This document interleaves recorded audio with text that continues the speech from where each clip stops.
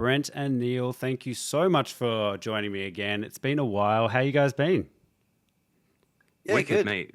Yeah, Busy. busy, I'm sure. Yeah, I was just saying before we started, I've just been catching up on Some Day Call It Conspiracy. Incredible podcast, incredible stuff that you guys have done. Yeah, it really is. I don't know. It's just it's a wonderful resource. It's just so thoroughly researched. I feel that you guys are really fair to the conspiracy as well. You really kind of you go in with as much information as you can collect non-judgmentally. Neil, I find when you're kind of delivering all the information, you do make a point many times to, let's not be judgy. Yeah, and you give it due course when there is enough information to kind of be like, yeah, well, there's something here, and then yeah, I just think that's a really great way of approaching it. So yeah, thanks Oh, for doing thank what you you. guys Thank do. you. Of course, of course. I just listened to your 8-part series on chemtrails, which was a conspiracy that I was pretty sold on when I was about 22. And yeah, it was really interesting actually. There's actually a lot more legs to it than even I initially thought. Like Oh, the kind yeah. of origins of the whole chemtrails, the amount of kind of there's a few government officials that were taking it quite seriously. Yeah, it is actually quite interesting to hear. Chemtrails was the one theory that I wouldn't tell my mum because Right. I didn't want her to worry. Like I told her about 9/11. I told her about like satanic, like, ritual death and, things like that. And my sort of strange takes on certain serial killers and various things. But chemtrails, I wanted to protect her from that. So I Mm, never actually mm. told her about chemtrails. Because if you, right, it's plausible. And if you take it on board and the way that the evidence is presented, scientific samples have been taken and there's problems, these things have been shown to show up in the soil and the snow and et cetera, et cetera, et cetera. If you take that on face value, and then you look up in the sky and see the chemtrails. I'll tell you another thing, right? Chris, our mate, friend of the show, he used to live in a sort of kind of high-rise thing, and we used to stand on the balcony and look at the chemtrails in inverted commas, Hmm. spreading and dissipating and slowly causing the cloud cover. And there was a certain amount of drugs involved, to be fair, but like at the same time, like it was one of these things where shit, actually, you know what, you can see this. So you have to, if you come out swinging just like this is all bullshit and blah blah blah blah, that gets nobody anywhere really, does it? Because like Mm. you're being a bit too confrontational, and then there's plenty of time for that later. Yeah. And the other The, thing is like what you just said about 9/11, so satanic rituals like Bohemian Grove or whatever, that doesn't really Mm. affect us. No. That's why you probably didn't tell your mum about Yeah, chemtrails, yeah, because that's something yeah. right there that could be possibly poisoning us or manipulating the weather or something. It's something that's actually like could affect her. So I guess mm, that's Yeah, why you totally. probably didn't want to lay that on her. mm. Although I have told you about like my my mum's connection to the satanic panic. Oh, really? Have Do I go not told on. you this? Do No, go I on. you've have. I've held this told you back. What? this. It's like, she killed some kids. No, no, Haven't no, we all? no, Cut, genuinely, right? cut Yeah, that. no, what happened was, no, seriously, the house next to my mum's house is a foster home, or used to be a foster home. The people that live here, it's not the same people there, and they had various children, staying with them. And during the satanic panic of the UK, where there was like various sort of cases all over the place, there was one in Nottingham, and the one of the children who was allegedly involved in this, and what she'd said was that she was taken through tunnels in various places in Nottingham to graveyards where she was sexually abused and various sort of ritual type things happened.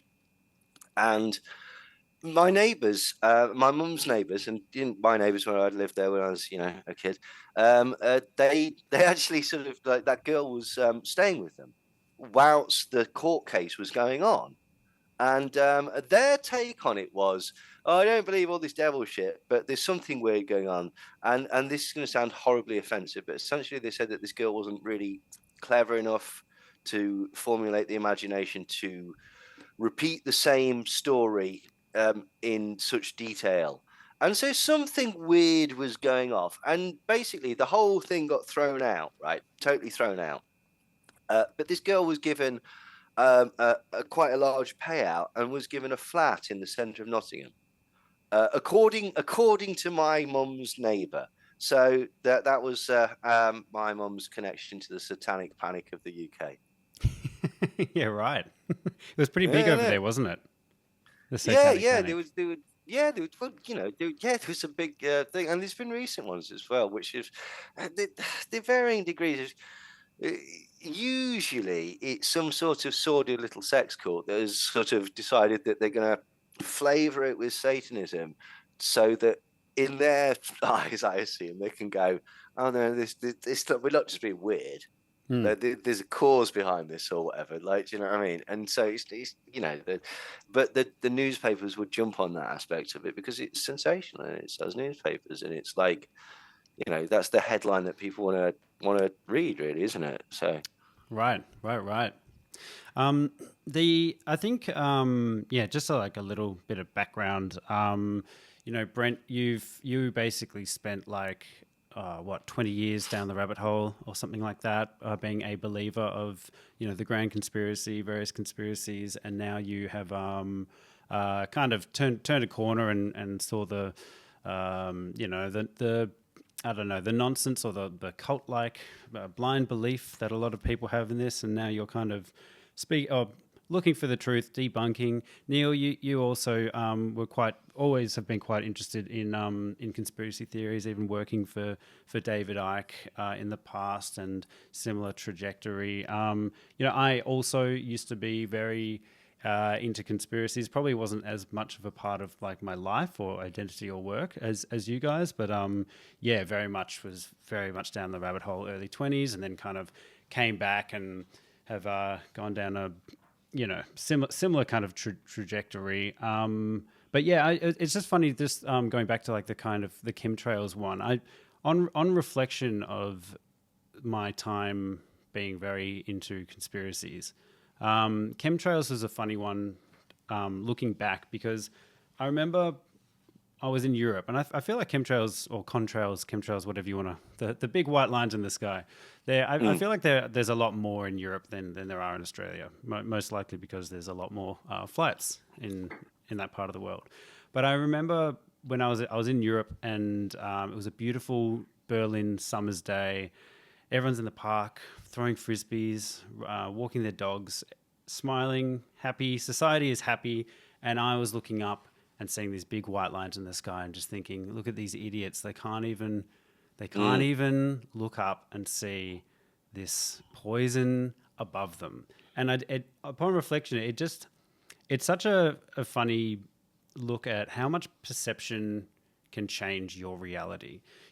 Two different people, me and the general public, seeing the exact same thing, wonderful day, some see heaven, some see hell. And that was, I think, a big part of why my unraveling of it all, of just, it's not that I think every conspiracy is bullshit, but it can definitely breed this very unhealthy paranoia, where you start making connections when connections might not be there, and start seeing, I don't know, how invisible people are out trying to kill you everywhere you look. And I think that can be worrying. I've seen that unravel some people. It makes you unhappy. It's like, because you're in a constant war thing, which is exciting. You're fighting either sort of the Illuminati or Satan or whatever, blah blah blah blah, which is really exciting. Like for the first couple of years, and then after that, it starts to get to be a bit of a grind, and also sort of rub up against real life, because it's never ending. Like, there's never going to be a point where Alex Jones goes, "That's it.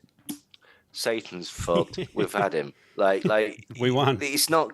Yeah, precisely. It's not going to happen, is it? Like, so it can't really, because then everything demands sort of, questioning and stuff, and like going over and whatnot. So it gets to be a real grind, to the point where people miss out on stuff, and reject certain things, and set their entire life up as a sort of, it's weird. It's almost like a sort of cosplay that can happen to you, that is easier than sort of than coping with real life. You set it up that it's far more difficult than coping with real life, because you're not just coping with real life, you're coping with real life, and you're coping with the forces of evil. Fantasy. Yeah, exactly, man. Like, and but it's not. It's just a simplification tool. Not to say that, again, conspiracies don't happen, that people don't plot together and such like that. That there aren't evil things that happen out there. But it's this grand conspiracy. This, as Brent brilliantly puts it, conspiracism. This all-encompassing thing, that nothing that happens in the world happens without somebody doing it. In fact, when you even step back and take just explain it like that. In conspiracy world, nothing in the world happens without somebody causing it to happen. So, by which I mean, there is a grandiose plot where somebody is directing the world like a stage. And when you think about it like that, it's like, sorry, everything, every weather event, every natural disaster, every horrible terrorist thing, every time somebody goes insane, every time that there's something dreadful that goes on in your life, this is all planned by somebody. And you can see how it starts to fall to pieces, because that's quite comforting, isn't it? The idea that it's not random. But at the same time, if you explain it like that, that's incredibly unlikely. And there isn't actually a huge amount of evidence to tie that all together. It just really doesn't work like that. Yeah. I mean, that being said, I will also point out that I'm having kind of gone through this all in, then all out. I've definitely, in the last probably couple of years, maybe year, definitely seen that I am not immune to the conspiracy bug, which I will definitely get into a bit more, particularly when it comes to aliens. Oh yeah, such a rabbit hole I've been down, guys. But before we get to that, I thought I'd just ask Brent. I've seen that now with this new trajectory, this new well, it's not new anymore, this podcast that you guys have been doing, wonderful podcast. How has how's it all played out for you? What's the backlash been like? I see every now and then you kind of retweet, or there's been Twitter wars and people are calling you a shill and basically I don't know, a psyop or whatever. I've seen there's a fair bit of Twitter activity. So having had conspiracism be such a part of your life on the other side, what's the fallout been? Well, no one believes me. At least no conspiracy theorist believes me. I've got to be part of the psyop or part of the conspiracy. My backstory is completely fabricated. All these sorts of things. It's really. I was looking at it yesterday, looking at just different mentions to me, and it's like I go from I must be the richest homeless person on benefits that anyone would ever know, who actually works for the CIA and the FBI at the same time. But I'm English, so how do I work for the CIA or the FBI? That's my big question. That's just your cover story. Exactly. You would say that. Yeah. It's really, really it's strange. Well, in a way, it's not strange. It's obvious. It's the obvious answer to a conspiracist. Because I used to be like it myself. I gotta admit this. Like, there was a TV show back in the day called Conspiracy Road Trip, and it had a truther on there that was named Charlie Veach. He I think, was it the Love Police? Love Police, yeah. Him and Silky Carlo, his girlfriend at the time, I think. And he went on this conspiracy road trip with Channel 4, and was shown some evidence of like how the towers actually fell, and basically he changed his mind on 9/11. And He's like I a big heavy 9/11 guy, like 9/11 Yeah, truther. Like, massive, Right. massive. Like probably one of the most famous ones in England at the time, wouldn't you say? yeah, yeah, definitely, yeah. Yeah. And he changed his mind by going on this road trip for Channel 4, and I thought he'd been paid off. You know, that was my instant kind of thought. I didn't think he was an agent or that his whole thing was like a setup or anything like that. But I did think, oh, he's taking the money to like, I don't know, sway opinions of the truthers in England. So it's obvious, it's kind of an obvious route for them to go. But for me, like on a personal note, it really helps solidify the fact that none of this conspiracist worldview is true. Because I know me, I know I'm none of these things, but it's the obvious answer they go for. And it seems like critical thinking is very, very lacking. And it is more about knee jerk reactions and trying to make things fit into your own belief system, you know, without a care in the world for facts or truth. I mean, even earlier today, like right before I was coming on here, I was flipping through, and someone said, "I wonder who runs these accounts." Hmm. It's like, Brent Lee, you know, the guy that his name is in the handle. Like, you can just search my name. I'm here. Like, what are you talking about? And yeah, there's definitely a kickback, Hmm. but at the end of the day, that isn't the thing that like drives me. The thing that drives me really is actually that people have found this useful. People on the other side, people who have friends or family that are down the rabbit hole, people like yourself who was interested in conspiracy theories, you know, and wants to find out more about them. Like the fact that it's become helpful, a lot of people seem to like what we're talking about. Like that is what actually drives me. It's nothing even to do with any of the haters. Hmm. Yeah, I remember thinking when I was kind of really looking into QAnon, not looking into it for any, just exploring the ideas with the podcast. Every documentary you watch, you see these kind of QAnon influencers, and they get a pretty considerable platform on YouTube or whatever platform they're using, and then all of a sudden the community will turn on them when their beliefs might veer slightly off script, so to say. And always, I think same with the flat Earth people as well. There's Mark Sargent, one of the guys who was in the Flat Earth documentary on Netflix, is constantly being accused of being a government shill and all this stuff. And yeah, it always occurred to me, just like when the mob turns on you, and you know that you know that you're not working for a government. I mean, doesn't that just kind of highlight how fickle it is, how easy it is to point a finger Yeah. with absolutely zero evidence? Yeah, that always struck me, but it never seems to, you know, Yeah, hit totally. home. I But gotta say though, like Neil is kind of one of the first people I saw before we met, before I came out the rabbit hole, who actually like went against the conspiracy world because he came straight out the gate saying Pizzagate's fake. right. Like, and Mm. he got such stick for it, but I quite liked it. I was like, yeah, good for you. And Yeah. this is years before we met.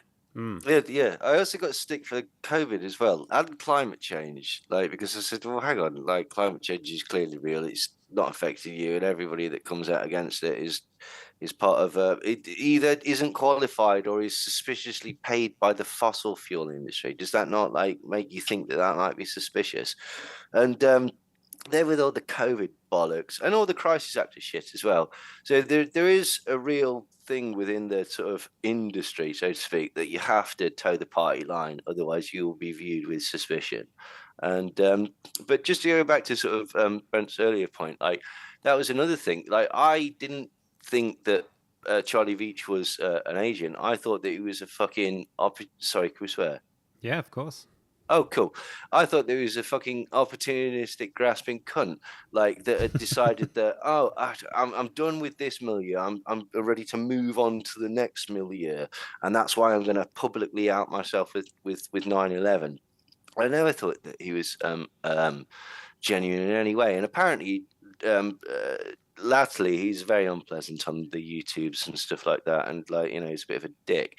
Now, conversely, when I saw Brent saying what he said, I believed him. I went, that is a fucking brave guy. That is a guy that knows the amount of shit that he's going to get because of the way that the industry, the community, whatever you want to call it, had become very, very insular, suspiciously right wing, and very suspicious and paranoid. And like, it's like at the end of fucking Boogie Nights, wasn't it? Like that's what it was like. Do you know what I mean? Where they're all like, nobody trusts each. Or the Thing. It was like in the Thing, like nobody trusts each other and everyone's really tired. Like but when I saw Brent, like I actually thought this guy's genuine. He's speaking the truth. He's taking a real risk, and I thought that was brave, and that's why I got into it. It was weird because, like, I never do anything like that. I don't fucking speak to my neighbors, and for some You reason don't I was speak to like, anyone. no, I hate everybody. Like, I hate everyone. I hate everything. Like, that's people are aware of this. Like, you know what? I'm not wrong. I'm not wrong. Anyway, like, but for whatever reason, like, I decided to message Brent just totally out of the blue, which was not a thing that I do. Like, and I'm very glad that I did. Neil, nothing, everything happens for a reason, buddy. There's no Like, coincidence. There all are part no of the big, coincidences. all part of the big Yeah, I mean, plan. like just before anybody started, like, we're not like I'm not above the crushing irony of me thinking that Charlie Veach had decided to go diagonally to enhance his career, and I'm here working with Mariana Spring in the BBC. Like Brent and I have many times discussed these parallels and gone, yeah, shit. Like this is karma for us taking the piss out of him ages ago, isn't it? Like, but yeah. Yeah. I thought I'd just ask, just kind of conspiracy check, where, after doing so many thorough investigations through your podcast, where are you both on conspiracies? And I guess maybe more specifically, which one do you think might have some legs? You go first, Neil. I'll Oh, have well, to there's think about this loads one. that have got legs. Like, I mean, this is the silly thing that really sort of. I mean, MK Ultra was definitely a thing, Right. that happened. The BCCI banking scandal was definitely a thing that happened. There's something that's gone strange about the death of Roberto Calvi. There are, Operation Phoenix. There's questions to be asked about that. Questions about weapons of mass destruction and the use of 9/11 by governments to get us into the Iraq War. Use of that as sort of pretext. Um, there's lots of conspiracy. I still have huge questions about JFK. I don't know that might sound a bit silly, but like JFK, I have questions about that. Cambridge Analytica, the use of people's data to try and influence their behavior, that is an ongoing thing. Systems like Trapwire and such like that. Still very, very interested in that type of thing. But what is fascinating is finding explanations for these things. I'll give you one because, like, the Oklahoma bombing, although like Timothy McVeigh actually sort of admitted to it, and like there's ways that in the conspiracy world you can get around that and go, well, it was forced to admit it, and blah blah blah. There were questions that I had about the Oklahoma bombing, like for example.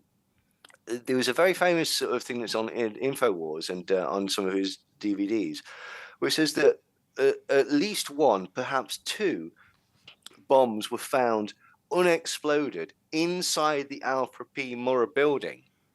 And That's crazy, because the truck bomb was outside, supposedly, or as far as the mainstream will have you believe.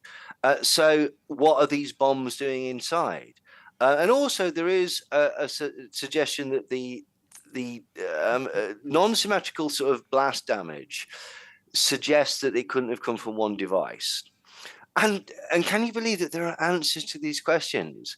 And what it is essentially it would appear that because it's an FBI building, they had confiscated evidence, and some of this evidence was explosives, and that is what caused the non-symmetrical damage.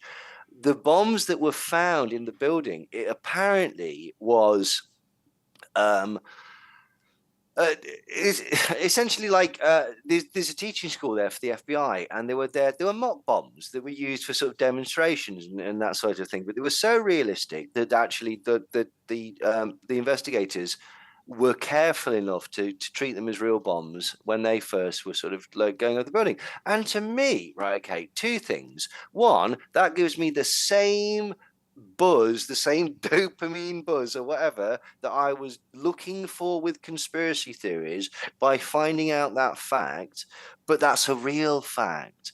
And two, that's more interesting.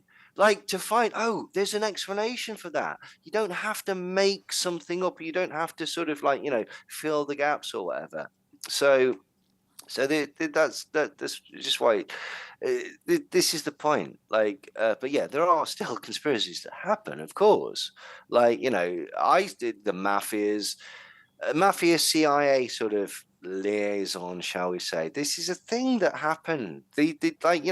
People conspire. People usually in powerful positions conspire, but there is a certain element of conspiracy theory that has gone past that to a point where it's cosplay, and it's like this is an explanation for everything in the world, that everything that happens, and it gives me comfort because I know my place in the world, and it's dangerous for a few reasons. One, because you miss out on real life, and two, because if you really do want to get to the bottom of conspiracy theories and fight, say, corruption, then you're missing that. I'll give you a case in point. Why is David Icke not furious about the amount of money that was wasted during COVID on PPE and the corrupt, the scandal, the spending that went to sort of friends of the government for stuff that was never even used, never even commissioned in some cases, a clear embezzlement of funds. But no, what they're doing is they're pretending that doctors and nurses killed everybody because they pretended also that COVID doesn't exist. They are twats of the highest order, right? And they're detrimental to the very thing that they pretend to be champions of, and it's sad. Yeah. Yep. Brent? Yeah, I would say, like, look, I think there's a difference between like calling out conspiracies and calling out conspiracy theories, or popular conspiracy theories, as we tend to call it on our show. We're here to deconstruct and demystify popular conspiracy theories. We're talking like, JFK, chemtrails, Pizzagate, Bohemian Grove, and all of these sorts of things. Like, I think when it comes to popular conspiracy theories, they're pretty much always either garbage or a exaggeration of the truth. There's something else there. So we've brought up Bohemian Grove many times, and we've talked about it, and we've said the popular conspiracy theory about it is that the elites are there at this redwood grove in California, and they're sacrificing children to the Moloch god owl statue thing, and like, that's not true. And what you're missing is the real conspiracy there of the lobbying and like people mixing basically outside of the public eye. So there's always like there's real conspiracies, but then there's conspiracy theories. And I think most conspiracy theories tend to be bunk. Like at the end of the day, it's the thing that's underneath it that what we kind of like are left with when we do our show. We go through all the conspiracy theory and we start stripping it all away, and then we're left with that actual little seed of truth, that little tiny bit of conspiracy that is actually happening. Like chemtrails is another good one, right? Yeah, there's lines in the sky, and it's not poisoning us. It's not controlling the weather, and it's not mind controlling us. What it is pollution. What it is actually making, it's making global warming worse. Like they're supposed to be trying to fix global warming, but it's not. It's actually making it worse. So there's like, again, the conspiracy there is like is from kind of, say, again, the oil industry trying to make you look at it's like this poison when it's not. It's actually that, and I do have certain questions. There is like one conspiracy theory, for instance, that like JFK. All right, I am under no doubt personally that it was Oswald. All right, I 100% believe it's Oswald. However, there's a lot of other questions here that I haven't got the answers for yet. And we're going to have to do a massive deep dive to figure all this out. But I do think Oswald could pull off those shots, no problem. But where does the bullet come from on the stretcher? Where does all this other stuff come from? And that's my questions, and that's where I would like to find out. And I think a lot of there's real conspiracies within the conspiracy theory. We just need to wipe all that kind of stuff away, and that's what we want to do. Just ask the questions. What you got, Neil? Because we don't agree completely on this one. I'm sorry, you've just like totally shook me with that Oswald thing. I'm like, are you fucking it was Oswald. mad? See, this is what people don't understand. People think that we're on the same. People think we're on the same page all the time, and we're not. We do have like disagreements, and we're not sure, and that's why we want to do the podcast. We want to go and find the truth about it, and like challenge our beliefs, challenge the truisms that we held, and actually discover where the truth lies. Oh, right. I remember my point now. It was that the irony of the chemtrails thing is that there is a degree of like sort of poisoning, excuse me, in regards to two things. One, in as much as that the increased number of contrails actually causes an artificial sort of greenhouse effect, essentially. And two, that actually due to the fact that there's the same toxins that you get in sort of car exhaust, always not the same, but similar types of things. Planes do actually kill people through like cancers and like heart problems and kidney problems and stuff like that.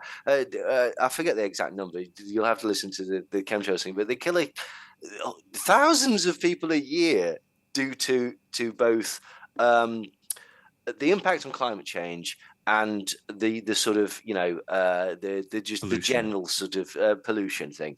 And the irony is that in the conspiracy world, neither of those things exist. Yeah. So they're chasing after this fucking stupid, ridiculous thing like chemtrails, which wouldn't work because basically by the time that you've spread it out 35,000 feet, I'll put it this way: in the UK, we're currently experiencing. My car is covered with sand from the fucking Sahara. Right. Okay. So how would you localize chemtrails? Like how would you target anybody with chemtrails? Because on the ground they spread for thousands or hundreds of thousands of miles. If you've already put it up in the air, it's going to cover everything, isn't it? So you can't target anything or escape it. But the irony is that the climate change, which is apparently made up by the elites, and pollution and all this sort of stuff, like ULEZ zones and stuff like that, we don't believe that. We don't buy into that. We're not looking at that. We're not looking at how like actually increased traffic around our children is causing a decrease in IQ and certain problems like congenital problems and health issues in children. No, we don't give a fuck about that. What we give a shit about is like lizards, like and stupid stuff that makes you feel like fucking Princess Leia, rather than actually looking at the sensible stuff that usually involves legislation. Right. Yeah, it's funny that explanation for chemtrails of it just being pollution just a bit too boring for most people. And I think that's like I always found when I used to go back and forward with some conspiracy theory minded friends back in the day. One thing that always did my head in was someone talking about how there's a plot to kill us all, and whether it's chemtrails, whether it's I don't know fluoride in the water, whatever it is, but say it while smoking a cigarette, and there's just absolutely. I mean, this is cigarettes are an industry that literally their profit is dependent on addiction, resulting in death. But that's my choice, no problem. That's totally fine. No one's got an issue with that. There's two reasons for that, to my mind, right? The first is that basically one, again, looking at mass corporations, if anybody was really conspiracy minded, was actually conspiracy minded with the climate change thing, they'd look into the fact that the fossil fuel industry is funding disinformation, because it's true. It's a real conspiracy, and it's fascinating, and you can also track it. Like you can show it on a chart. You could use a fucking Etch-a-Sketch to show how the fossil fuel industry is funding disinformation to make people believe that climate change is not real. Okay, but they don't do that.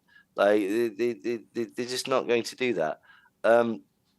And oh fuck, I've lost my complete train of thought. What did you say originally? Talking about cigarettes, people. Oh, cigarettes. Sorry. And then the second point is that basically conspiracism breeds fatalism, in as much as we're all going to die. Like I remember saying this, right? This is embarrassing to say. But at one point I even said, well, we don't know what's happening with 2012, so shit like that. So this is the point about it is that it's one, the reality of fighting an entity like Philip Morris or Big Tobacco or whatever, which could actually have fruitful results, is too complicated and too dull, not sexy enough. And again, the whole mindset of conspiracism breeds this idea where it doesn't matter. Like I'm going to be fired. It doesn't matter because the fucking aliens will be turning up anytime soon. It doesn't matter because there's going to be nuclear war next fucking year. It doesn't matter. You stupid idiots. Like the best one is fucking flat Earth, right? Okay. Which, if we want to look at the psychology of this, I've said this before, but it's basically like, you are so fucked off with the world. The world has rejected you so hard that you need the world to be flat and everybody to be wrong about something as fundamental as the shape of the planet, because if not, you're a twat, right? But if maybe you're right, and the Earth is flat, and everybody on the Earth was wrong, then their appraisal of you as a twat was wrong. And maybe Sandra will let you see the kids. I think you boiled it down perfectly right there. Yep.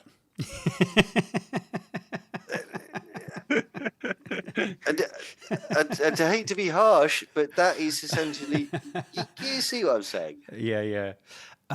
You mentioned before when I asked about conspiracies that you might think real. The first one you mentioned was MK Ultra, and this might be where I begin. That's my thing. I'm not willing to give that up just yet. No, well, I mean, I think this might be the beginning of where I'm flipping the script and telling you that kind of conspiracism has pulled me back in a little bit, because I went back and listened to a great podcast called Last Podcast on the Left. It's but they did like a 5-parter on MK Ultra. This is a couple of years ago now. I went back and kind of listened to their breakdown, and then just started looking into really what went down with MK Ultra, and it's so shocking. It's so evil from a innocent bystander perspective. I mean, you can get all meta and be like, well, all these experiments that they were doing on the general public, on innocent people, is for the greater good, and it's better to crack a few eggs to save the entire, population, I guess. But they at the time, imagine people talking about the conspiracy theories then. Imagine saying, no, the government are taking people with mental illness. They're dosing them up with acid. They're doing all sorts of experiments on them. They're breaking their brains. They're trying to control our minds. They are trying to control, someone who gets away, for example. Everyone back then, especially without the internet and everything, would just be like, you are mad. You're insane. Like, what are you talking about? Of course the government isn't trying to kill you. But yeah,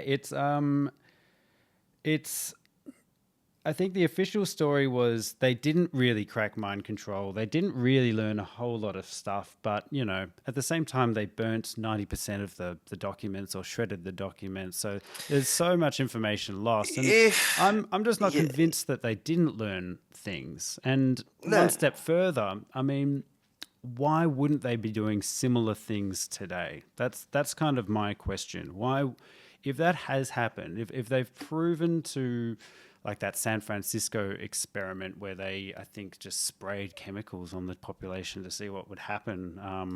Can't remember what year that was.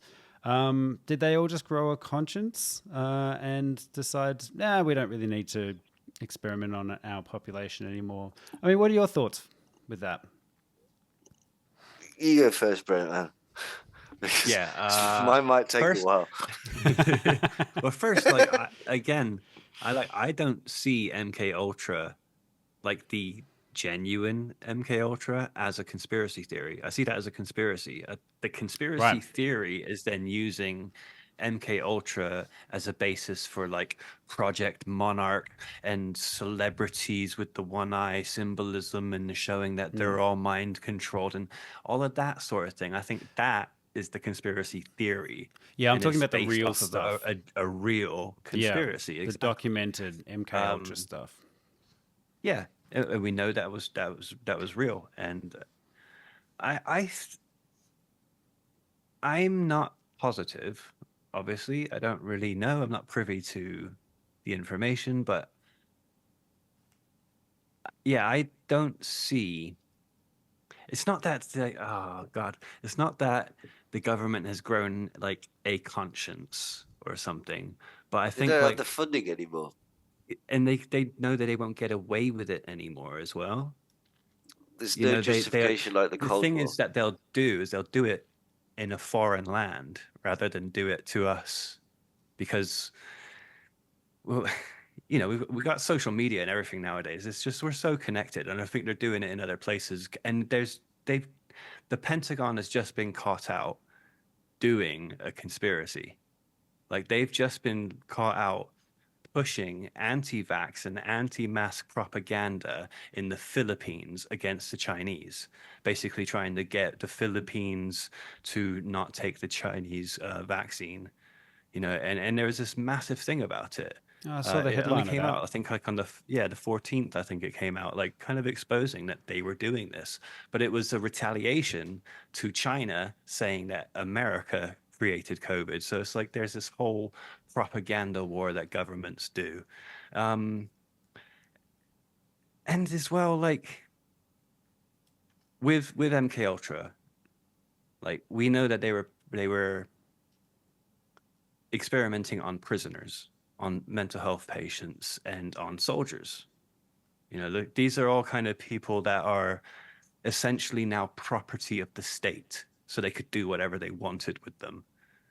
And like you said, obviously, like San Francisco, they did spray it over people, and I just don't see them doing that as much anymore.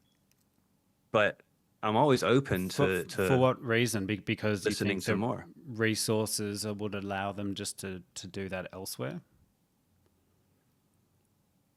I think, look, people have changed. So it's essentially, people do change, right?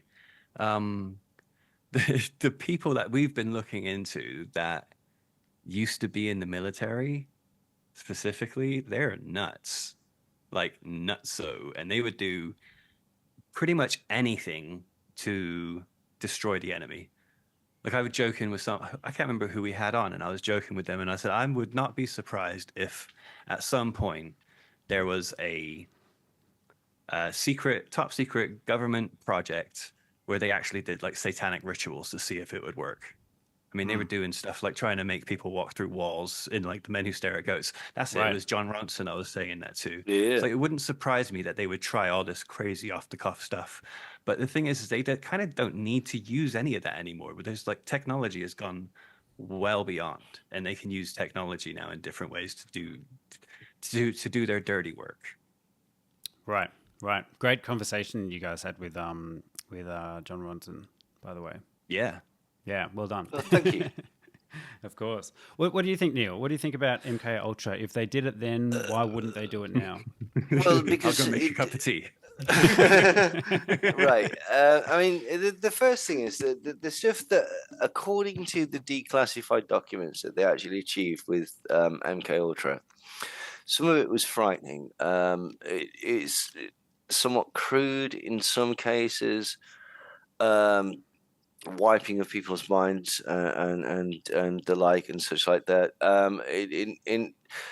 Essentially where it all started, it started from sort of a sensible and a stupid place, right? One, they wanted to be able to extract information from captured soldiers or spies, and two, they wanted to be able to make their spies or captured soldiers impervious to that sort of thing.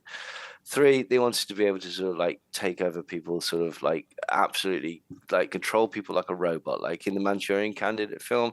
And to a degree, the declassified documents show that this was actually achieved, like in a number of ways. Like when you talk about MK Ultra, you're talking about a whole span of stuff from social implementation of sort of like trying to sort of create influence figures within society to putting chips in dolphins and trying to make them almost like sort of like direct, like sort of like bomb dogs in the Second World War and stuff like that. There was also sort of like dalliances in all sorts of crazy shit as well. So like things that they did achieve were, according to the declassified documents, were experiments that proved that certain types of hypnosis could induce people to do terrible things to themselves and to others with no knowledge of it and no capacity to stop it in certain scenarios, according to these documents. Also, there were certain psychotronic weapons, by which I mean sort of like machinery that induce things like artificial voices in the head, synthetic telepathy is what it was called, and this was potentially used, but it was going to be used against the siege at Waco. There was definite sort of looking at this by various doctors like Ross Addy and various other people like that would do within the scope of MK Ultra, and latterly Raytheon actually decided that they were going to test. I think this is in the late 90s, early 2000s. I forget, but Raytheon actually tested a synthetic telepathy a device in prisons in California to see if it was a viable way of controlling prisoners. So, have they been fucking about with mind control stuff? Yeah, they've been, yeah, absolutely. Like some of it's a bit overblown, some of it was all abandoned. The reason they're not doing it now is, well, potentially they are doing it now. We just don't know. Like, but that gets into the sort of speculative sort of like maybe the cause of everything is mind control. Where it is happening is in things like Cambridge Analytica and data modeling and using, like, Cambridge Analytica's was byline, their company sort of thing, Cambridge Analytica, data-driven behavior change. If you can learn enough about people through social media and entities like that, you can find enough about the characters to make what makes them happy, what makes them sad, what makes them angry, what you can push their buttons. And if you can push their buttons, you can cater content that could be driven to these people that could conceivably drive you in a certain way to potentially vote in a particular way, or in less sort of like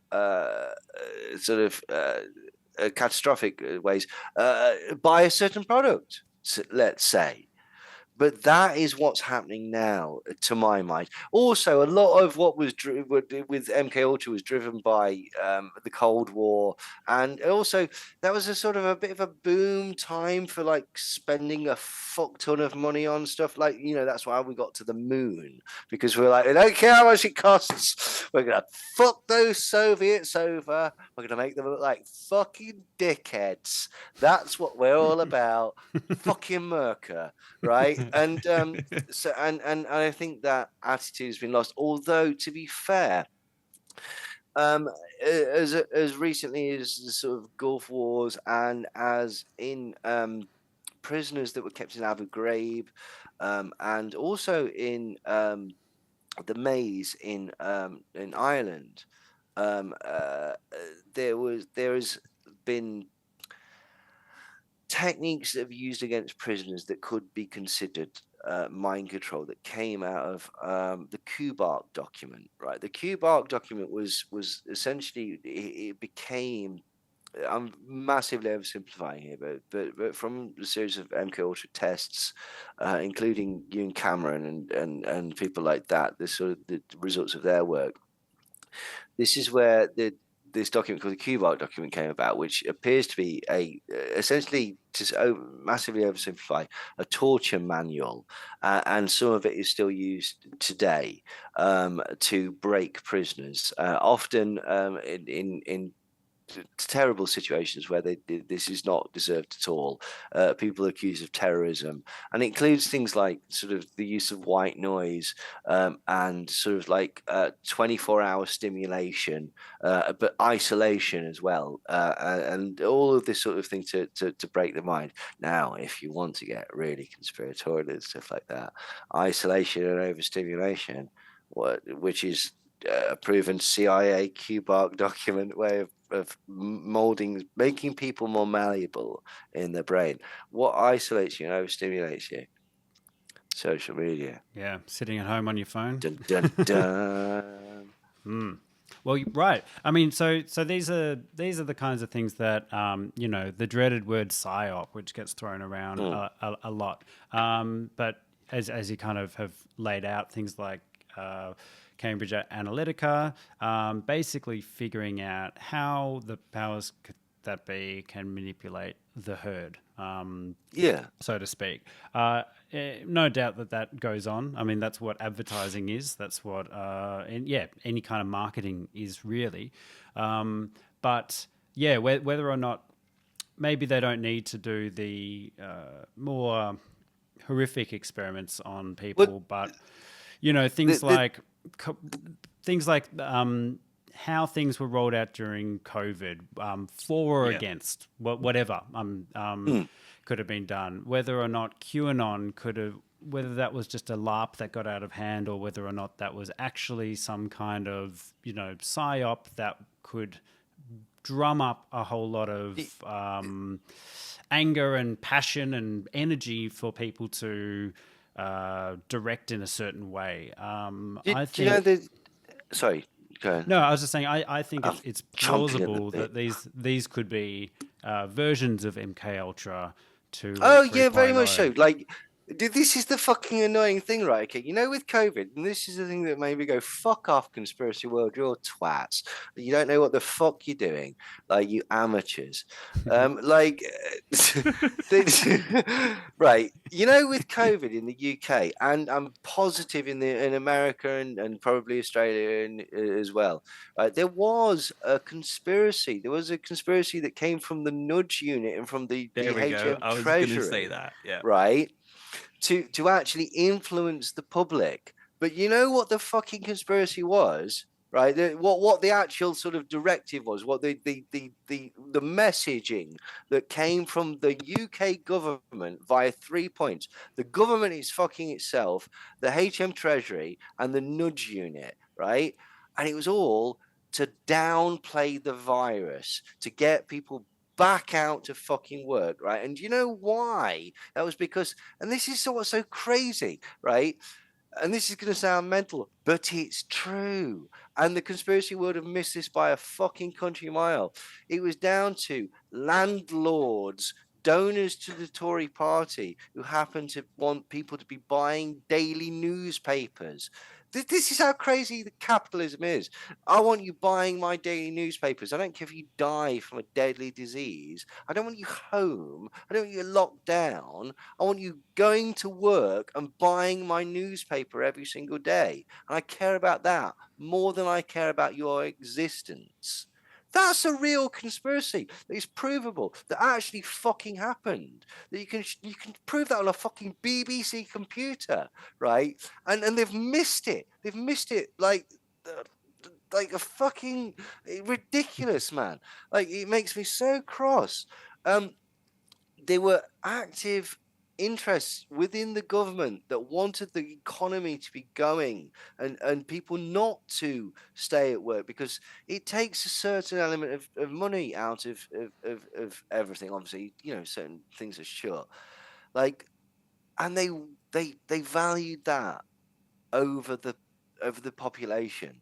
And to do this, in order to make this look legitimate, the government brought in a series of scientists and doctors who they knew would go against SAGE, which is the actual sort of the place that they should be listening to, in order to create enough dissent within the public that was disseminated through these very same newspapers in order to create this environment. And you know what the result of that was? Thousands and thousands of people died. And you know who helped that death? Like, created more death, okay? David Icke, Alex Jones, Richard D. Hall, Andrew Johnson, anybody that is connected to denying COVID, downplaying COVID, talking shit and bullshit about the vaccine. They killed people. They made people die. They helped cover up the government's inept response, an incredible lack of care for people. And they did that because it feathered their own nests. It stocked their own bank accounts, and it grew their audience, who, confused by a situation that they had no control over, decided that they would prefer to pretend that things weren't happening rather than actually face reality. And these fucking scummy cunts decided that they could monetize that, and they did. And it just makes me fucking sick. Like, and that was one of the things that made me go, fuck this. I cannot be bothered with these people anymore. Like, they're all despicable. They have created a reality for themselves where they have absolutely nothing going on for themselves, and they need propping up by people that they're lying to, which is just so empty and despicable that it just made me sad. And I was like, fuck it, done. It's funny. I think that was part of my unraveling was when I went and volunteered to help excavate the Bosnian pyramid in rural Bosnia. It's basically a camp conspiracy, and spending a lot of time with these people who are, you know, you watch the videos at home and they're extremely captivating. They're exciting. You're like, oh my God, this is like the biggest cover-up secret of our ancient civilization ever. But then when you meet them and you kind of realize, oh, these are the people making those videos. They're just as flawed, if not far more flawed than your average Joe in terms of critical thinking, logic, the leaps and bounds they'll take to suit the narrative. And yeah, it definitely makes you think, why will I easily call out the bullshit of the mainstream media, but you won't call out the bullshit of the this poorly put together YouTube slideshow with ominous music and a sultry voiceover at the top. Yeah, exactly. It's the same shit in another flavor, really.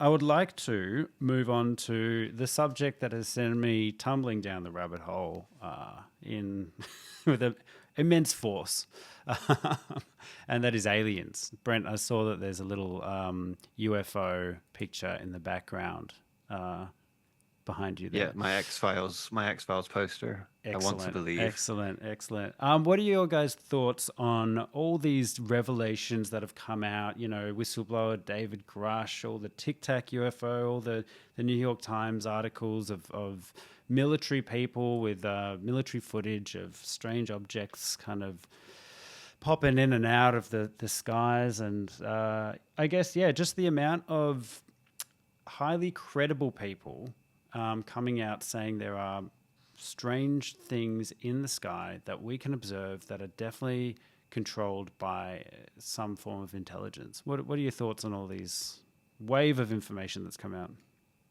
I'll be very quick. I think there's a conspiracy there. Yeah.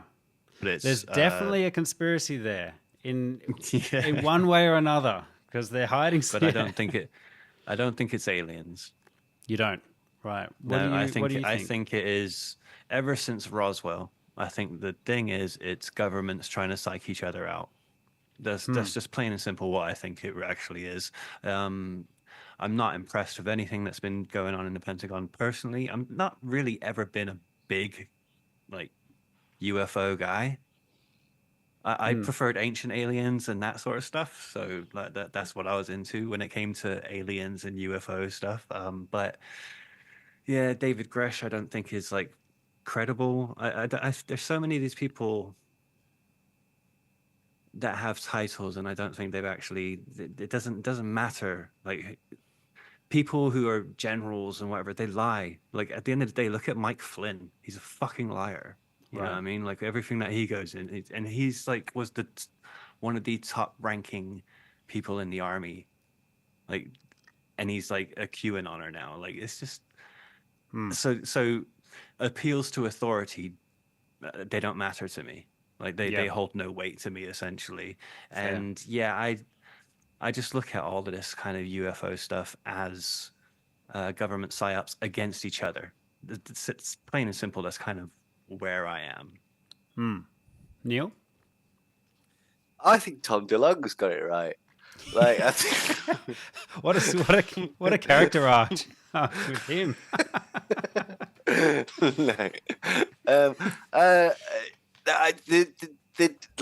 Ben's absolutely right. There is definitely an anime. I want aliens to be real because, come on, man, I love them.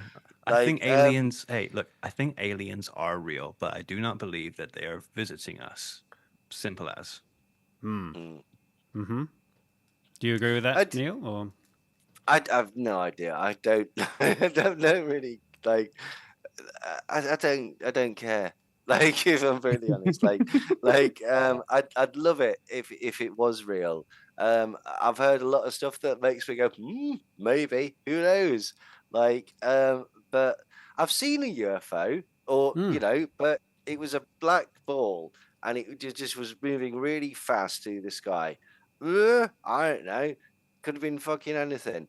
UFO, in as much as couldn't identify it. Basically, right. I know people. This bloke Louis that I know, he claims that he was chased by a triangular-shaped UFO. He did heroin for quite a long time, though, so he's not the most reliable person that I've ever met. Obviously going, in the milieu that I was in, there's been lots of people that have claimed to be involved in various sort of elements of UFO-ery, and if I'm honest, a lot of them did come across as slightly strange. So, but I'm open-minded. I think of UFOs like I think of cryptids and ghosts. Fuck yeah, whatever. It's cool. I'd love it that there's werewolves and Bigfoots and Loch Ness monster and all that shit. Like, but it's not something that comes into my everyday life. It's not something where I'm sat around going like, the second they prove werewolves, then I'll come into my forte. It's I don't know. Do you know what I mean? Like it's like Yeah. wicked, great. Yeah. What I would say is, let me just go back to like my conspiracist mindset, where I was in that kind of where my thinking was there. All right. And even then, like, I didn't necessarily believe that they were coming from out there from a different planet or something like that. I was very much into these are interdimensional beings that would manifest here. Like we'd go, let's say, let's use Jack Parsons, the father of rocketry, as an example. Like I used to think like his knowledge of the technology like essentially was channeled, you know. That's kind of where I was anyway. So like I guess maybe Got that Alex plays into Jones the before idea Alex that it's not Jones. actually coming from a different place. Yeah. Yeah, so say again about Alex Jones channeling. He's Tucker Carlson saying that he's a channeler. Alex Jones is a Tucker channeler. Carlson's so fucking desperate at the minute that that's what he's reduced to. Like, but you know what's really tragic is that it'll work. There's a massive audience for twattery on that level, like in the right hands. Like, it's bizarre. Like Alex Jones, you know, if you listen to Knowledge Fight, which I'm sure everybody does, like, you know, Alex Jones hides his demons, Satan, blah blah blah blah blah blah when he goes on sort of larger platforms and stuff like that. There's an element of his belief structure or system or whatever that he keeps just for the deep cuts and whatnot. Like, but yeah, so can you get away with it? Right. I think some of the more compelling aspects of the UFO phenomenon for me would have been mass sightings, and also I think that the ones that are happening today, there is plenty of doubt that, I mean, technology is it's a whole new thing now, you know. I mean, we've what we're allowed to have access to is obviously just the tip of the iceberg as to what's being played around with in terms of military intelligence and cutting edge technology, I guess. So I can imagine things that can be seen in the sky could very well be government test crafts or something. But it's been going on for a very, very long time. I think that's probably what I've found very, very interesting. The more you look, the more you find with this subject. And I think one thing that I really like about the alien / UFO conspiracy theory is it's a bit more of a conspiracy theory that kind of stimulates wonder rather than like a paranoid fear. I mean, depending on which flavor depending on which Yes, flavor they're all you coming go, to of kill us. course. But I was going to ask you though. I was going to ask you what flavor are you talking? Like, are you talking like the aliens are coming and not actually in contact with our government, or are they conspiring with our government? Like, which flavor are you coming from? Yeah, well, I guess The I body think parts. I think that there's a good chance that they're visiting, and there's a big cover up from the governments, mainly the US and allied, or basic governments of the world. I think there's enough enough cases where things have popped up, and there's been what do you call, like And in black. cleanup crew, basically. Something comes, something crashes, crews swarm out of nowhere. Like there was a case in Melbourne, where I live. Yeah. Bottom of the earth in '66, called the Westall incident, where I think 2 or 3 flying saucer discs popped up in the sky, middle of the day, above a primary school.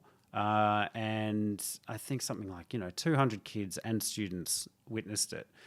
And then 5 or 6 of the students jumped the fence during lunch. It was during lunchtime, and they chased these flying saucers to a park, which is a bit under a kilometer away, and they saw it, and they got within arm's reach of this thing. I've interviewed a couple of and spoken to a couple of witnesses of this incident, and no doubt in my mind that they saw what they saw. I've done quite a few episodes exploring this subject, and as a result of that, more and more people feel safe, comfortable with confiding in me in what they've seen. And the more I've explored the subject, the more I have gotten off air as well without the podcast, people coming to me and sharing their experiences. And some are really strange, and I tend to believe people's experiences, particularly when they're just normal people. Like, so for instance, yesterday, a lady came to me in my studio. I won't mention who it was, but my mum's age, and she's like, "I've been looking for you because I've heard you're really interested in the subject." And she outlined a sighting that she saw a couple of months ago in Melbourne, and it's shaken her. It's shaken her. It's changed. She's like, "I don't know what to do with this information." What did she see? A triangle-shaped craft. Oh, really? She said Oh, wow. it was, and she was with someone, and she was at night watching a cloud drifted apart, revealing a big triangular-shaped object, and then it kind of came quite close to her, and she was terrified. She ran. Yeah. She ran inside. They watched it for about 15 minutes, and then afterwards she went inside. She hid under the blankets, turned off all the lights because she didn't want to attract it. Granted, that could absolutely be a government craft for sure. Maybe it's by definition a UFO, though, isn't it? Right, It's an unidentified flying object. So maybe much more plausible that it's a government craft than well, aliens. potentially, but again, there's a lot of, as you say, there's a huge amount of strange stuff that's caught on film and witness statements and stuff like that. I'm totally open to the concept of both the theories. I'm sure there's loads of government shit that's like really, really massively advanced to what we would expect, and I'm totally open to the concept that there's loads of weird shit because I mean, again, this is something that we've not actually looked at, but going back to sort of like when I was in the conspiracy stuff, like there's all that shit about like finding things on the backside of the moon and certain things being caught on like STS videos, the satellite videos and stuff like that. Yeah. Like the orb things like going around, and the one where the tether goes off. That's where I used to think. Yeah, the tether thing. I used to think those like things were physical beings, were like actually alive, though, not aliens. Not that they were craft, but like somehow they were physical. I don't. Are you talking I about don't orbs? ask why, but.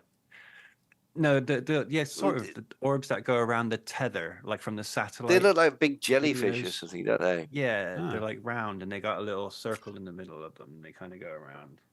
Oh, right. And they kind of all swarm around like the tether as it goes out, don't they? But yeah, there's a whole series of videos that NASA's sort of released that show. There's one that shows a potential projectile being shot at a possible UFO. There's numerous ones that show sort of things moving around in a way that I mean, again, according to the videos and the way that it's presented, cannot be done in space without some sort of propulsion system, and loads of weird objects moving around. There's even ones where it looks like this thing's sort of outside the hatches of the space station and things like that. I've got no clue what any of these things are, because why would I? I don't know what I'm looking at. What I'd like to believe is that they're aliens. Right. Like, you know, I'd love that. Because Samesies. come on, fucking come on. Like, yeah, like, you know, and then, like, if the reality is, well, it's sand, isn't it, or something? Like, you know, it's like on the lens or whatever. Like, you know, like There's definitely a bit orbs. of that for sure. Yeah. Yeah, it's like most of Yeah. them are dust. It's like, that makes perfect sense. So that's just crushed my dreams of ghosts. Well, Mm. it hasn't, but you know what I mean. But no, you know what I mean. Yeah. So, I, yeah. You yeah, go, let Brent. me bring it back to something you were saying, Jack, because like I empathize with you a lot because I'm in that position too, and that is that I tend to not like to believe that normal people are lying to me. Mm. Mm, When they're telling me their experience, I tend to take it as like they might be telling me the truth before I think that they're lying. You know, I'm more of a trusting person. Um, but that, like you also said, so this lady that was speaking to you, like she could be telling you exactly the truth. What she saw is what she saw, but we don't know what it was, Of course. Of and course. it leaves room for, well, it's to me, if she actually saw what she saw, it's most likely a government thing. It's most likely a man-made thing. Is Right. is kind of where I will go now. I just need more convincing. All Mm. right, I'm open-minded to everything. I will listen to anything, and I will be open to completely wacky ideas if we need to be. Like if Mm. that's what it is, that's what it is. But I need a lot more convincing nowadays because of where I was, because of how far down I was. It's just I'm just like I'm very, very vigilant to what I will entertain.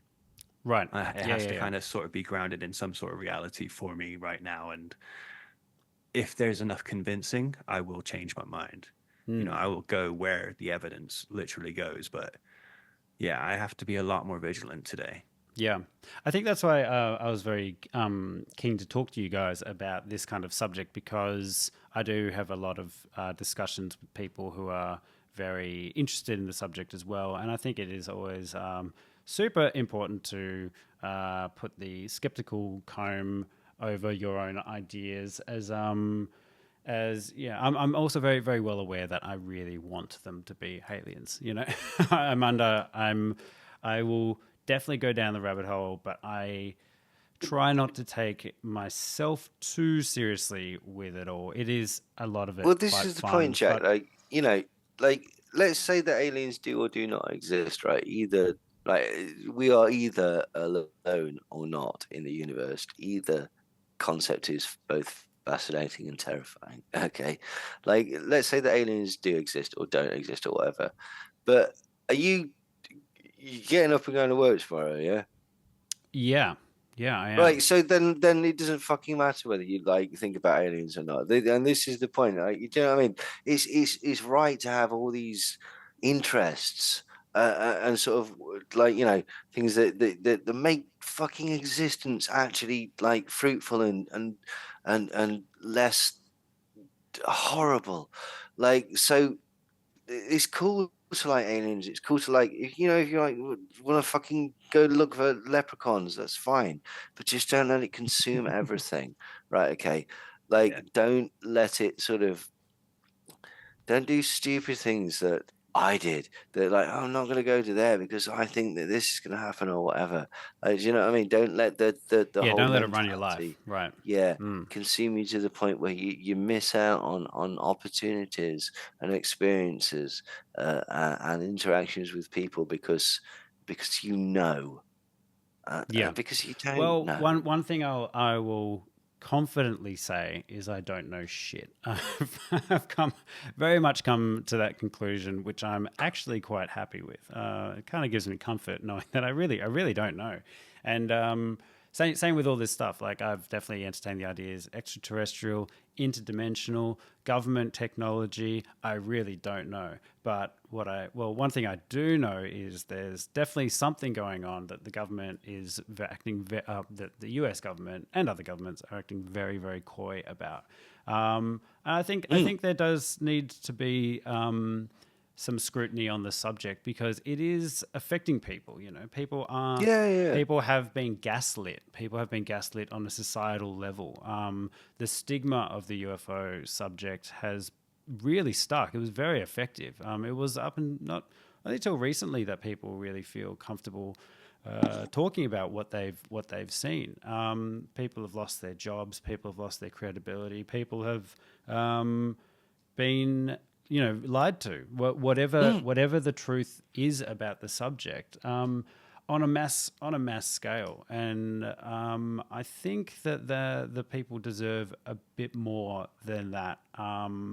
And I think the subject should be rigorously investigated and looked at, because I'm pretty convinced something's going on. Whether or not that's aliens is definitely what I would love it to be. But whatever the case is, I'm very convinced that something very strange is happening. That the governments, that the US government particularly, seems to. I mean, from all the books and docos that I've read and watched, they seem to put the subject almost at a higher level of secrecy than the nuclear, the nuclear secrets. Whether they're guarding the technology, whether they're guarding the secret, whether they're guarding the fact that there's a link to religion and the UFO phenomenon. Maybe aliens are true, and we're actually genetically modified apes with a bit of intelligence injected in there. I mean, all fun ideas. I don't believe any of them thoroughly, but they're fun to entertain. But secrecy creates a vacuum, or secrecy or a lack of knowledge creates a vacuum, and the nature of humanity, or human beings, is to want to fill that vacuum. And you see this in all sorts of ways, on like a macro level. Religion or something like that. On a micro level, when somebody makes a statement in public, a politician, and there's no answer, people go, "Wow, this is the reason there's no answer." And so this is the thing, you're absolutely right. Governments, it's just a strange thing, isn't it? Their secrecy creates the. If they weren't so secretive, you could make the argument that nobody'd be actually interested in it, because it's probably very dull. But they almost sort of create this sort of intrigue by saying, we're not going to tell you about our engines or our motors or whatever. But on the other hand, Jack, right, I'm with you. I want UFOs and aliens to be real, because it's fascinating. And again, there is a huge amount of evidence that it's one of those things, right? You can't really say whether it's this proves it or doesn't prove it, but whatever. But it certainly deserves a look, right? And as you say, people's experience is people's experience, and so fascinating subject. Totally open to it. I'm very open to it not being aliens, by the way. Very, very open to it being whatever it is. I'm not married to a particular outcome. I may have been 6 months ago, but I feel like I'm quite recently. But I feel like I'm very open to wherever that goes. One thing that I just think, regarding this subject, that I just think is really fun and just such a incredible example of how stigma and maybe, in my opinion, this kind of notion of debunking has kind of blinded people to absolute magic, and that would be crop circle phenomenon. The crop circle. So I think just a few days ago, England had its first crop circle of the season. We have one. Yeah. They have. Is it a good one? I'll show you. These things, whatever they, and whenever you talk about crop circles, people usually instantly roll their eyes. They almost just don't want to hear it. One tattooed on my leg. Oh, fuck yeah. That's rad. You know all about them. That just turned up on June 12 in fact, I've also got a tramp England. stamp with one as well. Really? Yeah, you do Yeah. too. Yeah, the skeptic with 2 crop circle Oh, hang tattoos on on. him. Fuck, hang on. I know He's also got got one another on one. my there as well. Oh, so good. So good. You know, Fantastic. But crop I mean, circles. Woo. love it. Those But aren't crop circles. Those are magic sigils. Ah, satanic. But these things they're popping up. So no, before they're on that, my other leg. I thought actually, you said that was cuneiform. but before the June 12 one in England, there's a couple that popped up in France. These pop up every single year, and only the UFO heads notice them. And so I'm what I do for work is I'm a muralist. I paint. I'm an artist, but I paint murals for work. And you're Very- sick at it, bro. Thanks, mate. Thank you. But I paint, very, very large, big walls sometimes small, sometimes large. And I used to do commercial ones. So we would paint anything we're given, portrait, cars, whatever. So I look at the crop circles from a muralist perspective. Okay, you've got a large imprint on crops, very, very, very precise. No footsteps anywhere because any walking in and walking out would be traceable. Add the element of it being completely rural and completely pitch black. A very, very, very difficult thing to pull off in one night, and they're always done in one night. And I mean, some of these crop circles are incredibly intricate. They're magical. If an artist painted these on a wall, they'd be, it'd be incredible. So I, from an artist's perspective, I've really been thinking to draw some of these shapes just without tracing, just with a compass, a pen, paper, having to figure out the geometry by yourself, just on paper. I reckon would take a couple of hours maybe, depending like for more of the complex ones. To do it in a crop, the official debunking story was it was a couple of old dudes in England. Doug and Dave. Yeah, rope and boards. I mean, look at these dudes. They look like feds. They absolutely. There's no pranksters that are in their mid-50s that are getting up at that hour. No, absolutely not. They look like feds. Just look at them. Google these guys. But to do this in one night with rope and boards, it's not impossible. But I think you'd need a team, and you'd need lighting, and you'd need maybe a drone. And they've been happening every single... So it's not that it's impossible, but to avoid any detection and footprints, the less people, the better. And I'm not convinced that these could be done in a night in the dark.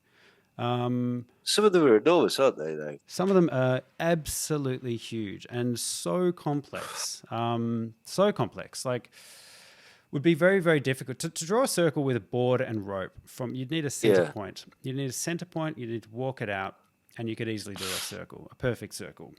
But some of these crop circles don't have a center point. They just have the outer loop. I don't know how you do it. I really don't. Even with a drone. I mean, granted, you could do it with a drone, but it'd be a very sophisticated operation. And they happen every year, and no one notices or gives a fuck. And I find that a great example of how like the stigma has overridden what we can actually see. What do you guys reckon? Have you seen the famous video? Again, I have no idea. Like whether it's, I don't know. You know the one where it's the crop circle forming. With the orbs go. I have, yeah. Like I've seen that. Like I've heard both stories. I've heard. Amazing. I don't know what to do with that. I used to have a sort of relationship with. We weren't lovers or anything. Like, but it's like he did a film about the crop circles and blah blah blah, and obviously he very much wanted them to be aliens and whatnot. But there is something strange about some. So he made some rather good points about like some of the debunking elements that potentially, as you say, like these are like very large structures and like very very complicated. I've got no clue. Like, do you know what I mean? Again, I'd love it to be some sort of alien thing, but it's one of those things where it's well, shall I do? It's like certain other potential alien things on the Earth. It's like they've traveled interstellar, which is and potentially like altering time, using functions that as yet the human race, as incredible as we can be, has not yet harnessed. And yet the best way that they feel that they can communicate with us is to go to Wiltshire and to make some circular diagrams on some poor farmer's wheat field. It's one of those things where it's like, it makes you wonder whether monkeys flinging shit think that they're talking about quantum theory or something like that. Like, maybe. Like, do you know what I mean? Because it's one of those things where perhaps our methods of communication just don't match. Or on the other hand, like, it could be some blokes with some boards and stuff like that. Like, I'm sure some of them are, by the way. I'm sure some of well, them are obviously blokes some and of them boards. are. Like, this is the thing. Like there is even certain documentation. Sorry, I'm making jokes because I'm No. Yeah. like it's like the devil's circle and stuff like that. Again, this isn't a thing that I fucking tattooed it on my legs. Mm. Okay, I'm totally open to the concept of like crop circles being like a real phenomenon. And such like that, and there are people that say there are different the way that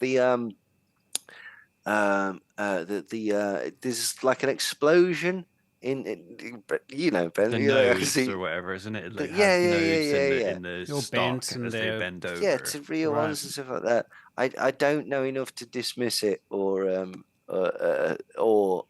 say yeah. See, this is the thing, right? Okay, like when I was well into conspiracies, right? I said it's this, I know it's this, and this, and this. So sorry if I'm being a bit sort of iffy and arsey about everything, but my current way of looking at the world is I don't know. Mm. I don't know. Yes, It could be exactly. this, or it could be this, or it could be this, or it could be this. And I may be doing it as aggressively as I used to do conspiracy stuff. No. To the point where it makes me fucking intolerable. No, Like, I'm actually with you. but- I also don't know. I don't know that they're. I'm not saying I know that they are aliens at all.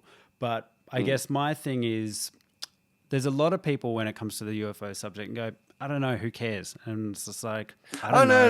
no. But like, I care. care. I'm saying like, this is incredible, and why Yeah. don't and why don't people care? Like, whatever it is, I don't know. Like, but these like.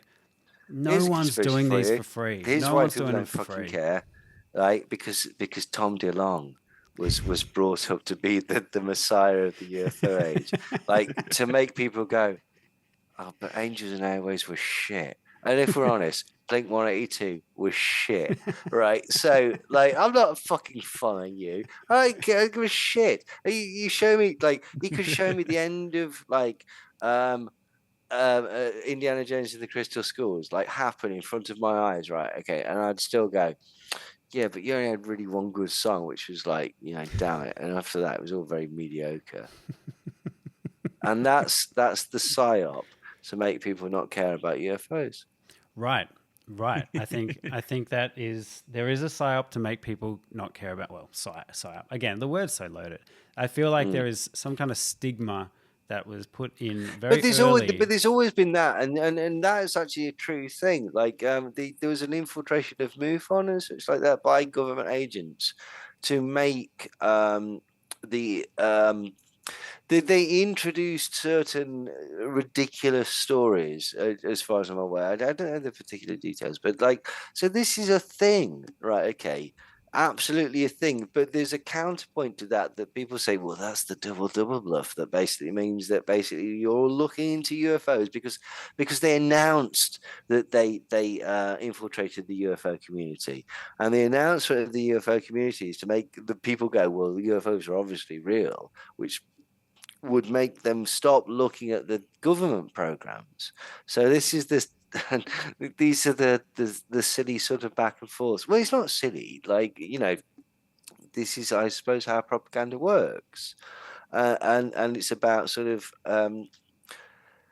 delving through that to find out which is actually accurate and which is, a lot of noise. But you're absolutely right to say that these things have been poo-pooed in such a way that makes them look suspicious.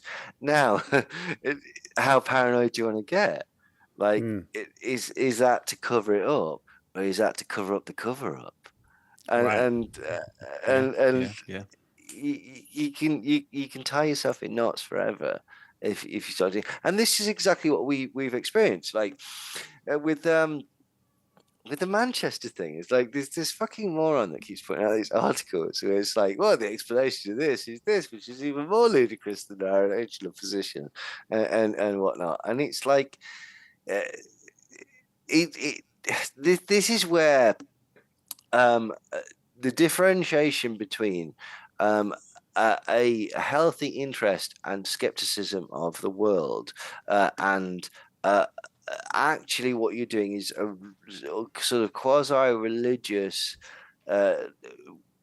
underpinning of the world that makes life far simpler for you, which ultimately will be far more harmful to you in ways that you don't appreciate at the time because you're so entirely ensconced in this. And those would be that you'll miss out on opportunities. You will not view. You're living in a fantasy world. You're cosplaying essentially, and that's the problem, isn't it? Basically, and that's the differentiation, and that's that's what Brent makes so fabulously clear, like with his videos and articles and stuff like that. Like that's the difference. Like we're not saying that we're totally open to all these things. I want there to be a fucking Sasquatch. I think there's a load of fucking evidence that suggests that like there's something weird going on where there's some great big as yet undiscovered animal. Ace. I'm same with aliens. Same with the Loch Ness monster. Sadly, I tend to think that one's probably stupid. Like Same with Ghost of ghosts, dinosaurs, and right? any other yeah, sort same of with ghosts. Yeah. any other That's paranormal activity. Yeah, it's like it's really interesting. And at the end of the day, like if we didn't find this stuff to be interesting or to be worthy of like looking into, we wouldn't have a podcast. Like that's yeah. the reason we actually look into any of this stuff, is because we think it's worth looking into or it's interesting, and we just want to know kind of what's going on. Like we literally our tagline is just we want to discover where the truth lies. That's Yeah, it. totally. And also to go sort of like to the other extreme, like we're not idiots. We understand where people lie, and it causes wars or death or terror acts or stuff like that. We're not immune to the harsher elements of reality, but I think it's important to sift what is real and what is like uh, silly sort of fantasy building that is utilized in order to make the world seem more palatable, that ultimately sadly um, goes against what you're actually trying to achieve in ways that you don't understand when you're so very, very sort of involved in it. And one day we will do a crop circle episode, because we want to have a, we want to know what's this idea about like the stocks bending over and there being a node there. What is the answer to that? So Yeah. we'll do that. It's on the list. But And we've we're got a going to lot do a of other things Roswell to one. get through. And Yeah. we're going to do an You just aliens turned one. it down, And though, we're didn't going you, to do recently? a Rendlesham one. And, Yeah. and we're doing an ancient aliens one. And we're doing all of these, like, because we want to know. This is the point, right? Okay. We really want to know. Like, the interest that drove us to be fascinated with conspiracy theories. This sounds a bit It's the same pretentious. energy, man. No, It's it's the same same energy, energy. but it's kind of like I'm trying to think of a sort of an analogy that doesn't make me sound wanky. No, I can't do it. I'm It's the sort of same energy, interested. but it's more rewarding. Well, it's like I was first interested in the Sex Pistols because of their pure raw anger, and off the back of that, I've become interested in the Smiths and the Cure and more nuanced bands that perhaps have the sort of like it's just an extension of that thing. There's more nuance to these topics, and you get the same pleasure from finding out these hidden things, or things that you didn't previously know that make you go, I understand that. Yeah. Right. And that's essentially what I think we're all looking for, is to close those loops and to make us go, all right. So that's what that is. Okay, that's incredibly satisfying to finally sort of understand why so and so did this, or so and so did that, or this happened, or why everybody thinks that this is a thing. And okay, right, yeah, that makes sense. I can put that away now. Yeah, And which I think your podcast does an incredible job of doing that. well, thank you. And again, just the the level of research you do is I don't know how you do it. So, I mean, I was never a good student at school, so I mean, I actually am curious. Like, how long do you put into a topic, and what is your approach to your research? Well, I mean, Months. yeah, months, yeah. Oh, But yeah. Because I mean, we have jobs. Because we Yeah. have jobs at the end Yeah. of the day, so it does take an extra longer time. But Neil's research is months, and then my editing is more Yeah. months. Yeah. yeah. Yeah. Yep. Yeah, it's very thorough, But and- walk us through the process, Neil. Let the I mean, people what know I exactly do. what it is that you actually do when you go through this. Okay, well, I mean, I don't really. I mean, what I'll do is first I'll go, okay, well, what is this subject? I've got no idea about it. So, like, I'll get the Wikipedia page. What I'll do is I'll get a document where I've got like loads and loads and loads of links to all sorts of different, so anything connected to the topic at all. And the first thing is to sort of like, we need to find. Well, the first thing is usually we need to find something that we're gonna. What is their expression of this? So, like with chemtrails or whatever, it's the White Twats film. What in the way they spring? So, you need to watch that and absorb that, and basically like get that into your head. Watch it a few times, write down all the arguments that they're making, and blah blah blah. Go through the whole sort of process, and then essentially sort of learn the topic. Like go and find out. Okay, what is it that they think? And what is the counter argument to this, and which is the most compelling, which is the better argument. So, and then from there, what you'll do is you'll build a. Usually, what we'll do is we'll do it in a sort of chronological way. We'll say like we've got this document which is for this document which is for, which will be like either a book or a like an article or a film or whatever, and we'll go through that from sort of top to bottom and explain the argument, like, so in a way that gives it a fair go. So we have to understand the argument, like, and understand what they're coming from, where their evidence is from, and be legitimate with it. And then what we'll do is we'll go over it again and see if there's a counter argument to that, and how strong that is, and usually we find that basically a lot of it is sort of misrepresentation or whatever, and that's it. But this is the thing. It's about sort of digging into it. Some of it's easy to find, some of it's not very easy to find, and you have to sort of have a bit of a strange dig, and you find yourself on all sorts of weird sites and like doing slightly creepy things, like going on teenagers' fucking Facebooks to find out who they're friends with. That sounds far more sinister than I wanted it to. Like, it was for a good cause, Your Honor. Like, just to explain, that was to explain that certain people who were involved in a bombing were actually friends before. Like, there was an argument that these people didn't know each other, and one way to prove that was to look at their Facebook and find pictures of these people essentially at school with these people years before the event, and it's like, okay, that's fairly strong evidence that they were actually friends. So that's it. It very much depends on the type of thing, like as well. We will try to sort of go quite thorough with it. Like we've gone so far as to like contact the DVLA, contact like we emailed the hotel from The Shining. Just to find out about the rooms there and stuff like that.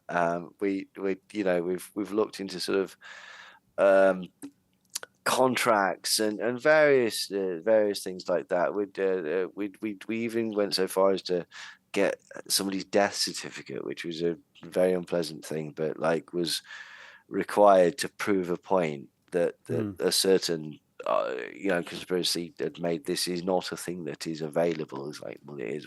We've got it. And so this is the thing. So we try to be very very thorough, because for two reasons, right? Well, for several reasons. We want to give the conspiracy theory a fair go, and the nature of the conspiracy thing is that, oh, but you didn't to mention this. Oh, but you didn't mention this. Oh, but you didn't mention this. It's like, but that's irrelevant because we've destroyed things. So you have to mention that in order to sort of like really cover it. And then the final point is my sort of almost psychotic need to be absolutely right about fucking everything, even if I'm wrong. Which we should discuss probably in the future. Yeah.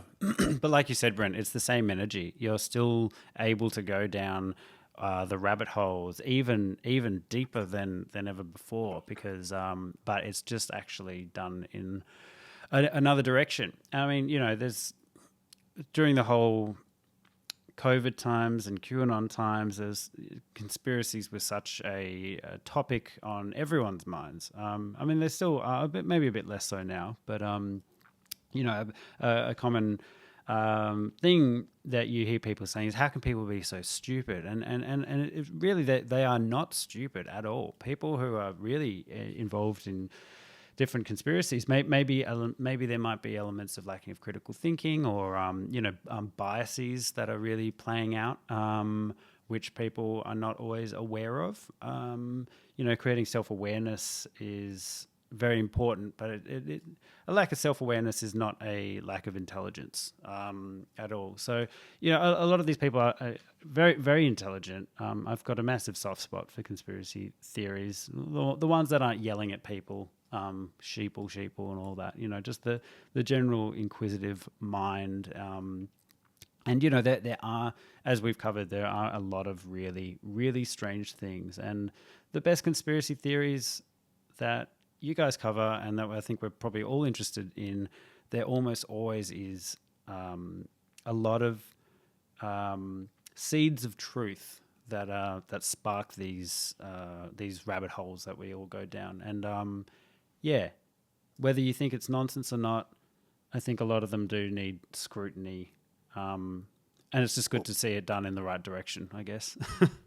Well, thank you for sure. But like, I mean, what you said, the thing is, right? Okay, yeah, people want answers.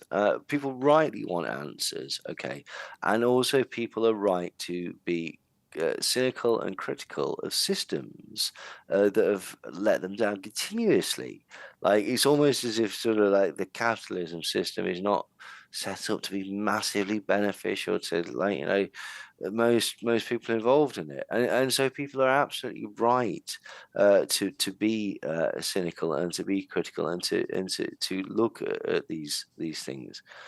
So that, no, they're not stupid at all. What happens is people take advantage of that, and that's what they need to Right. be aware of. Yep. Is Yep. that people tap into this dissatisfaction and this correct dissatisfaction, this correct disaffection, and this correct disconnection from everything that is seen to be the sort of the aspirational way of life, the way that you sort of would mark yourself as successful in the world and such like that, and people decide that that they can manipulate you because of this. Yeah. And ultimately, like, what's strange and ironic in a way is that's a conspiracy on top of the conspiracy, that these people are looking into the conspiracy crowd and thinking, how can we manipulate them by Right. using conspiracy theories in order to essentially mold them, because we know what they're going to react to and we know how they're going to act. And that's the ultimate cruel irony. And the second point is that these conspiracy theories have actively shifted politically Yeah. from very left wing Yep. to very anti-political to very right wing, utilizing whereas it used to be things like, don't get fooled that Muslims are being used as a hate figure to manipulate you, to Muslims, immigrants, trans people, and gay people are a weapon of the New World Order or the Illuminati. And that's despicable because it goes totally against all the principles of previous ideologies concerned with um, uh, looking at power and holding truth to power and looking at corruption. It's very clearly a utilization of actually quite powerful people to stoke anger and energy and hatred in people to make them feel powerful and like they have sort of purchase on society for a very small period of time. And what's so annoying is it's so transparent. It's everything that you've been fighting against for years and years and years and seen it in other people, and it's being used against you, and you don't realize it and you just don't see it. And you know, not only that, you're relishing it because there's a certain cachet and power that comes from it, and that is the seductive nature of it. Like, you know, but they fell for it. Yeah, totally. Neil, Brent, it's been an absolute pleasure. Congratulations on all your success with the podcast. I couldn't recommend it more. Someday I call it conspiracy. It's fantastic. Thank you so much for joining me. Amazing. Thanks for having us, man. Of Thank course. you very To be much. back. Yeah, Really yeah. enjoyed it. Anytime, man. How do people find you, and what should, plug away. You can't find Right, them. first- I'm totally off the grid. The first point of interest, definitely go to somedarecallitconspiracy.com.